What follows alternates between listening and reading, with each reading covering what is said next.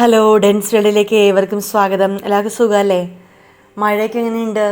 ഇന്നിവിടെ മഴ പെയ്തിട്ടില്ല, മഴക്കാർ ഇങ്ങനെ വന്ന് ഇപ്പോൾ ഉണ്ട്. മഴ ഇപ്പോൾ തന്നെ പെയ്യുമായിരിക്കും. അപ്പോൾ നമുക്ക് ഓടിപ്പോയി റെസിപ്പിയിലേക്ക് കടന്നാലോ? ഇന്ന് റെസ്റ്റോറൻറ്റ് സ്റ്റൈലിൽ പനീർ ബട്ടർ മസാല ഉണ്ടാക്കി വെച്ചത്.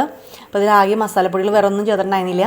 അപ്പോൾ ഇതിനായിട്ട് വേണ്ടത് 200 ഗ്രാമോളം ക്യൂബ്സാണ്, പനീറിൻ്റെ ക്യൂബ്സാണ് വേണ്ടത്. ഏതിൻ്റെ ബ്രാൻഡായാലും കുഴപ്പമൊന്നുമില്ല കേട്ടോ. ഇവിടെ മിൽക്കി മിസ്റ്റിൻ്റെ എടുത്തുനിന്ന് മാത്രം ഒരു 3 സവാള ഒരു വലുപ്പത്തിൽ അരിഞ്ഞതാണ്.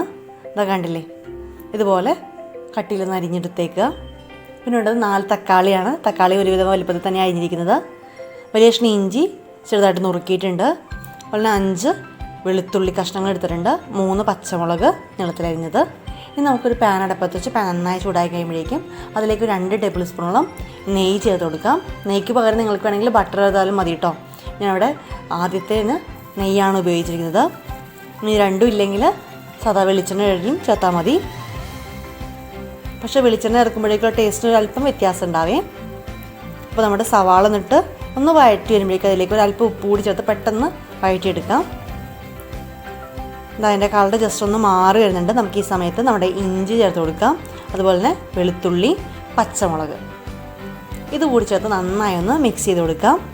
ഒരു 30 സെക്കൻഡൊക്കെ കഴിഞ്ഞ ശേഷം നമുക്ക് ഇതിലേക്ക് ഒരു പിടി, അതായത് ഒരു 75 ഗ്രാമോളം കാഷ്നട്ട് ചേർത്ത് കൊടുക്കാം. അപ്പോൾ കാഷ്നട്ട് ഇല്ലെങ്കിൽ കപ്പലിൻ്റെ ചേർത്താലും മതി. പച്ചക്കപ്പലിൻ്റെ ആണെങ്കിൽ ഒരു അല്പനേരം വെള്ളത്തിലിട്ട് കുതിർത്തതിന് ശേഷം തൊലി കളഞ്ഞിട്ട് ചേർക്കുക. അതല്ല വറുത്ത കപ്പലിൻ്റെ ആണെങ്കിൽ തൊലിയെല്ലാം കളഞ്ഞ ശേഷം നേരിട്ട് ചേർത്താലും മതി. ഇനി ഇതൊന്ന് വഴന്നു വരുമ്പോഴേക്കും നമുക്കതിലേക്ക് മസാലക്കൂട്ട് ചേർക്കാം. മസാലക്കൂട്ട് ആകെ നമ്മൾ ഇത് മാത്രം എടുക്കുന്നുള്ളൂ.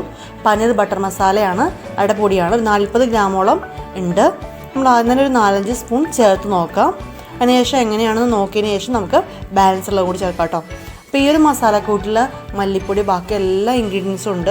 അപ്പോൾ അതുകൊണ്ട് തന്നെ നമുക്ക് വേറെ മല്ലിയുടെ ഇല പോലും ചേർക്കേണ്ട കാര്യമില്ല. മല്ലിയുടെ ഇല എല്ലാം നന്നായിട്ട് വറുത്ത് അതിൽ കാണാനായിട്ട് സാധിക്കും നമുക്കിതിലേക്ക് തക്കാളി കൂടി ചേർത്ത് കൊടുക്കാം.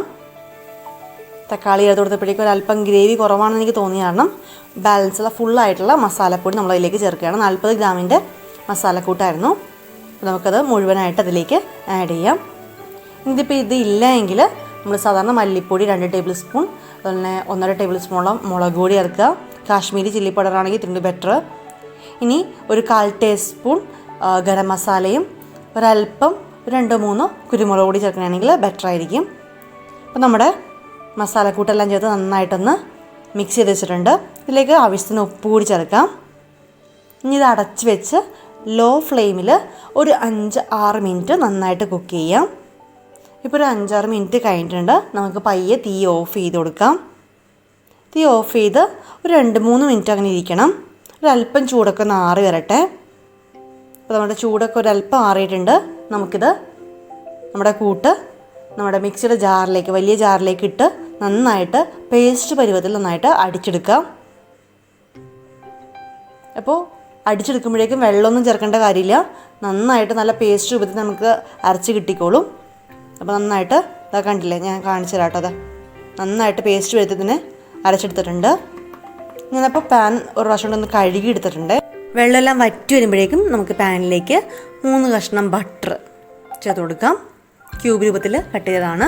അപ്പോൾ അതൊന്ന് മെൽറ്റായി വരുമ്പോഴേക്കും നമുക്കതിലേക്ക് 2 കഷ്ണം ഏലയ്ക്ക, അതുപോലെ ഒരു ചെറിയ കഷ്ണം പട്ട, ഒരു ബേ ലീഫും കൂടി ചേർത്ത് നന്നായി ഒന്ന് മിക്സ് ചെയ്ത് കൊടുക്കാം. അപ്പോൾ നല്ല സ്മെല്ലൊക്കെ വരും.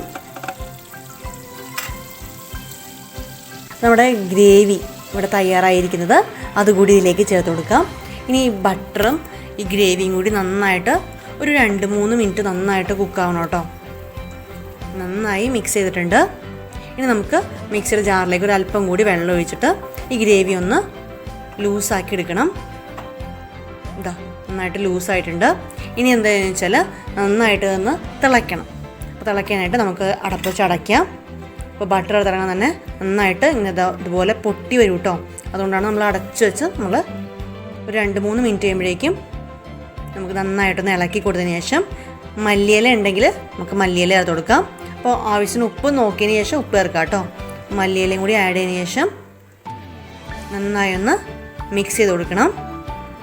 അതിനുശേഷം നമ്മൾ എടുത്തു വച്ചിരുന്ന നമ്മുടെ ക്യൂബ്സ് ഇല്ലേ, പനീർ ക്യൂബ്സ്, അതുകൂടി അതിലേക്ക് ചേർത്ത് കൊടുക്കാം.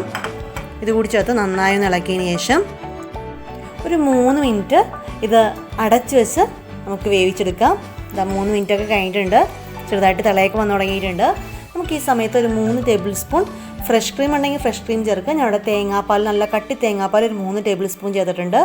ഒരല്പം മല്ലിയില അതിൻ്റെ മുകളിലേക്കൊന്ന് വിതറി ഇനി നമുക്ക് തീ ഓഫ് ചെയ്യാം. അപ്പോൾ നമ്മുടെ റെസ്റ്റോറൻറ്റ് സ്റ്റൈലുള്ള പനീർ ബട്ടർ മസാല ഇവിടെ റെഡി ആയിട്ടുണ്ട്. നിങ്ങൾക്ക് ഈ വീഡിയോ ഇഷ്ടമായെന്ന് വിചാരിക്കുന്നു. ഇതുപോലത്തെ കുഞ്ഞു കുഞ്ഞു വീഡിയോകളായിട്ട് ഇനിയും ഞാൻ വരുന്നതായിരിക്കും. അപ്പോൾ നിങ്ങളുടെ കമൻറ്റുകൾ താഴെ കമൻറ്റ് ബോക്സിൽ പറയാൻ മറക്കരുതേ. ആദ്യമായിട്ടാണ് ചാനൽ കാണുന്നതെങ്കിൽ അടുത്തുള്ള സബ്സ്ക്രൈബ് ബട്ടൺ അമർത്താനും അതിനടുത്തുള്ള കുഞ്ഞ് ബെൽ ബട്ടൺ കൂടി പ്രസ് ചെയ്ത് കഴിഞ്ഞാൽ പുതിയ പുതിയ നോട്ടിഫിക്കേഷനൊക്കെ നിങ്ങൾക്ക് ലഭിക്കും. Thank you for watching. എല്ലാവരും വീഡിയോകൾ സേഫായിട്ട് ഇരിക്കാം കേട്ടോ.